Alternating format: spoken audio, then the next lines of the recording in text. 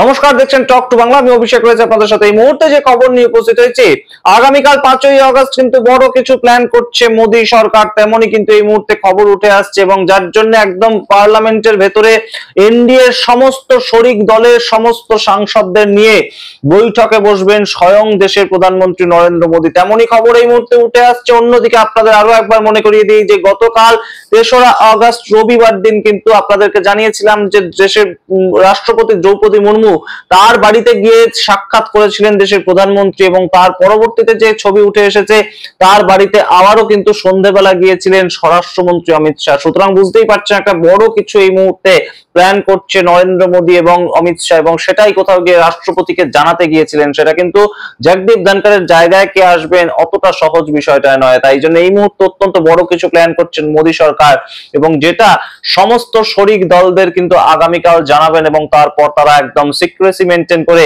সমস্তটাই প্রস্তুত করবেন। এবং 5ই আগস্ট তারিখটা অত্যন্ত গুরুত্বপূর্ণ মোদী সরকারের সামগ্রিক যে 11 বছরের ইতিহাস সেইখানে।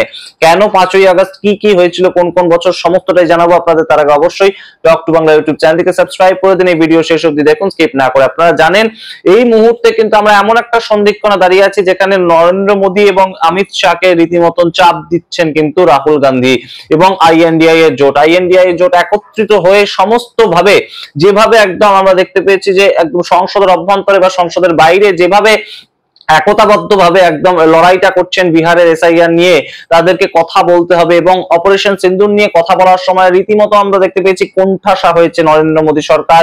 কোনোভাবেই নরেন্দ্র মোদী সরকার একদম বলতেই পারলেন না যে ডোনাল্ড ট্রাম্প মিথ্যে কথা বলছেন, যেটা নিয়ে চ্যালেঞ্জ করে বসেছিলেন রীতিমতন রাহুল গান্ধী। সুতরাং সেই জায়গায় কোথাও গিয়ে একটা মুখ পুড়েছে নরেন্দ্র মোদী সরকার। সেইটাকে এখন ম্যানেজ দেওয়ার জন্য একটা বড় কিছু প্ল্যান করছে নরেন্দ্র মোদী সরকার। তেমনই কিন্তু এই মুহূর্তে খবর উঠে আসছে। তার কারণ আপনাদের মনে থাকবে 2019 সালের 5ই আগস্ট কিন্তু এই দিন ছিল, এবং 5ই আগস্ট কিন্তু নরেন্দ্র মোদী সরকার একদম একটা ঐতিহাসিক সিদ্ধান্ত নিয়েছিল যে একদম কাশ্মীর থেকে 370 ধারা তুলে দিয়ে তারা একদম সরাসরি জম্মু এন্ড কাশ্মীরকে একটা ইউনিয়ন টেরিটরির যে একটা স্বীকৃতি সেটা দেওয়া হবে, আর পরবর্তীতে জম্মু এন্ড কাশ্মীরে 370 ধারা থাকবে না। এই সিদ্ধান্ত নেওয়া হয়েছিল 5ই আগস্ট, এবং আমরা দেখতে পেয়েছিলাম যে অমিত শাহ সম্পূর্ণ বিষয়টাকে লিড করেছিলেন এবং কোনো রকম কোনো জানকারি কিন্তু আগের থেকে ছিল না, কোনো প্রেসে সেটা কিন্তু আগের থেকে জানানো হয়নি, এবং থেকে অত্যন্ত সিক্রেসি মেনটেন করে কিন্তু 2019 সালে অমিত শাহ হঠাৎ করেই একদম ঘোষণা করেছিলেন যে জম্মু এন্ড কাশ্মীর থেকে 370 ধারা তুলে দেওয়া হচ্ছে। সেটা ঘটেছিল 5ই আগস্ট, এবং তার পরবর্তী বছর 2020 সালের 5ই আগস্ট যে একদম ঘটনাটা ঘটেছিল আপনাদের মনে থাকবে, শিলান্যাস করেছিলেন রাম মন্দিরের নরেন্দ্র মোদী।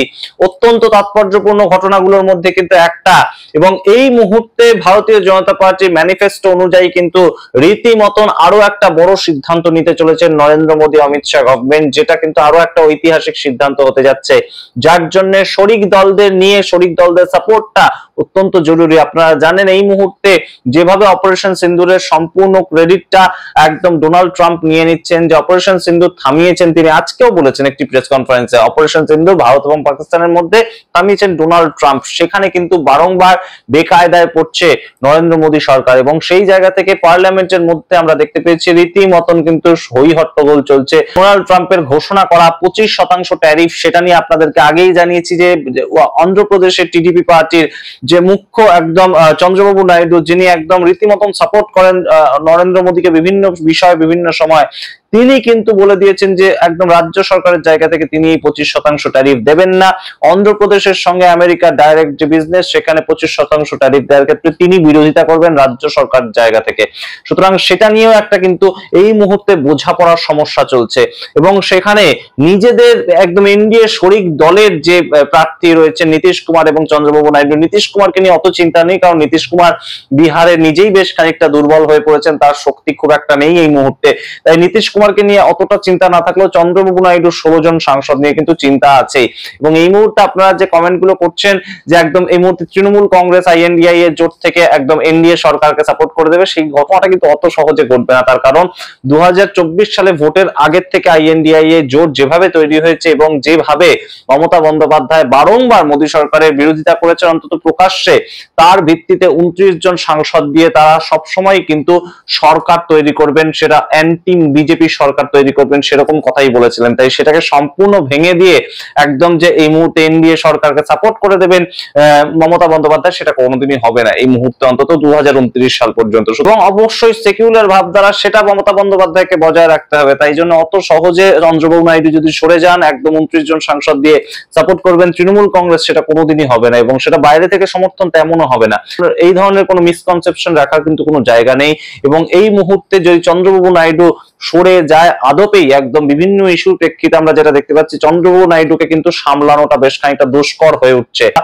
ওয়াকফ অ্যামেন্ডমেন্ট বিল সংক্রান্ত যে সমস্যাটা হয়েছিল তখনও তিনি রীতির মতন নিজে বক্তব্য রেখেছিলেন। বিহারের যে এসআইআরটা জারি হয়েছে তারপরেও তিনি একদম ইলেকশন কমিশন অফ ইন্ডিয়াকে চিঠি লিখেছিলেন। তো বিভিন্ন বিষয় নিয়ে কিন্তু এই যে এখন ট্যারিফ সমস্যা, সেই ক্ষেত্রেও তিনি তার নিজের স্ট্যান্ড পয়েন্ট একদম ক্লিয়ার করেছেন। সুতরাং চন্দ্রবাবু নাইডুকে এই মুহূর্তে সামলানোটা মোদী সরকারের আশু কর্তব্য এবং তার সঙ্গে আইএনডিআই এর জোটকে আটকানো সংসদের অভ্যন্তরে সংসদের বাইরে, সেটা কিন্তু আরো গুরুত্বপূর্ণ একটা কর্তব্য এই মুহূর্তে এনডিএ সরকারের, যার জন্য তাদের কিন্তু 16 জন সাংসদ দিয়ে চন্দ্রবাবু নাইডুর সাপোর্টটা লাগবে। তাই জন্যই কি এই মিটিং অত্যন্ত গুরুত্বপূর্ণ এই প্রেক্ষাপট এবং অত্যন্ত বড় একটা কিছু ভাবনা চিন্তা করছে ভারতীয় জনতা পার্টি, যাতে সম্পূর্ণ এই মুহূর্তে আইএনডিআই এর জোটের ফোকাসটা অন্যদিকে সরে যেতে বাধ্য হয়। যেটা আপনাদের একদম সংসদ শুরুর আগেই আমরা বলেছিলাম যে এই মুহূর্তে সংসদে বাদল অধিবেশন শুরু হওয়ার পরবর্তী সময়ে মোদী সরকার এমন কিছু একটা আনবে, এমন কোন বিল, এমন কোন প্রস্তাব আনবে একদম এনডিএ সরকার এবং বিজেপি সরকার, যার ভিত্তিতে কিন্তু সেটা নিয়েই আলোচনা করতে এই মুহূর্তে বাধ্য হবে আইএনডিআই এর জোট। এবং সেই প্রেক্ষিতটাই কিন্তু কোথাও গিয়ে নরেন্দ্র মোদী সরকার খুঁজছেন। তার কারণ আমেরিকার এই মুহূর্তে যা স্ট্যান্ড পয়েন্ট সেটা নিয়ে কিচ্ছু বলতে পারছেন নরেন্দ্র মোদী সরকার। তার কারণ সম্পূর্ণভাবে আমেরিকান প্রেসিডেন্ট তিনি কিন্তু রীতিমতন ভারতবর্ষকে মজার ছলে বিভিন্ন সময় টুইট করছেন এবং সেটা নিয়ে বেকায়দায় পড়তে হচ্ছে তাদেরকে। তাই জন্য 5ই আগস্ট কি ঘটে সংসদের অভ্যন্তরে বা সংসদের বাইরে আমরা দেখবো। মোদী সরকার কিছু একটা ঘটাচ্ছে 5ই আগস্ট এবং এই যে মিটিংটা হবে তার ভিত্তিতে কিন্তু একটা বড়সড় সিদ্ধান্ত তারা নিতে চলেছে, তেমনই কিন্তু এই মুহূর্তে খবর।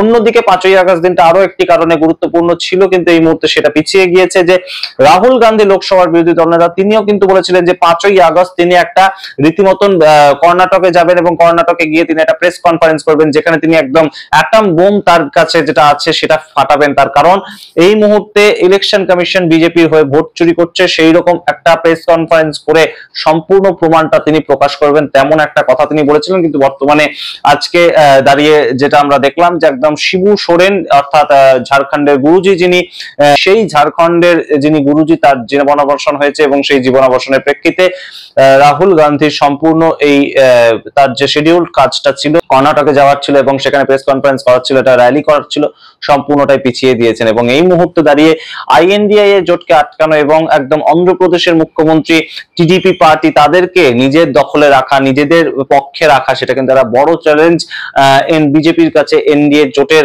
একদম মূল পার্টি হিসাবে। সুতরাং বুঝতেই পারছেন এই মুহূর্তে 272টা আসন না পেয়ে মোদী সরকার কিন্তু বেশ খানিকটা চাপে পড়েছে। সেটা ঘরে বাইরে চাপ একদম তারা প্রতিনিয়ত কিন্তু অনুভব করছেন এবং তারই একটা ফলস্বরূপ প্রেসিডেন্ট অফ ইন্ডিয়া তার কাছে প্রথমেই গিয়েছিলেন ভারতের প্রধানমন্ত্রী, দ্বিতীয় বেলায় তার কাছে যান একই দিনে ভারতবর্ষের স্বরাষ্ট্রমন্ত্রী এবং তার পরবর্তীতে 5 তারিখ এই যে সামগ্রিক একটা বৈঠক হবে লোকসভার অন্দরে, যেখানে উপস্থিত থাকবেন স্বয়ং দেশের প্রধানমন্ত্রী, সেই খবর কিন্তু এই মুহূর্তে উঠে আসছে।